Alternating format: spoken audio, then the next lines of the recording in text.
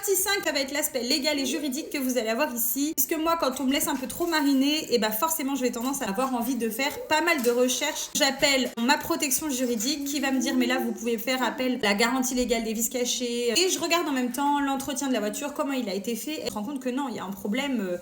L'entretien n'a pas été suffisamment minutieux. Mon doudou de l'autre côté, il dit, bah, qu'est-ce que ça fait si on change pas cette pièce? Et il pose la question à ChatGPT. Et on en arrive à parler de l'éthanol. Est-ce que ça peut faire une reprogrammation éthanol sur une voiture? Et là, ça nous balance que la reprogrammation éthanol est totalement interdite par la loi parce qu'elle rend la voiture non conforme et qu'elle enfreint le code de la route.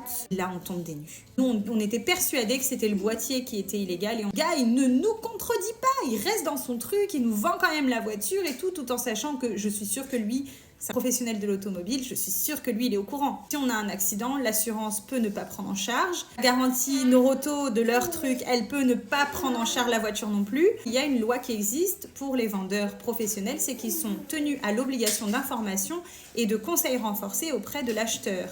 Là, c'est un manquement à l'obligation d'information puisqu'il ne nous a pas donné l'info.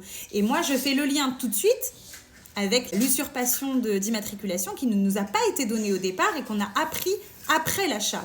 Mais là aussi, il y a eu un manquement d'obligation à l'information. D'une part, l'usurpation d'immatriculation, ça fait que ça diminue la valeur de la voiture sur le marché. Donc on n'aurait pas dû l'acheter à ce prix-là. Il aurait dû nous le dire parce que ça aurait été un frein à notre consentement. Et clairement, si on avait su qu'il y avait une usurpation, on aurait fait demi-tour. Le fait d'avoir vendu une voiture non conforme et qui enfreint le code de la route, je pourrais carrément les signaler auprès de la DGCCRF. Donc là, pour l'instant, on attend encore, on est censé être appelé aujourd'hui.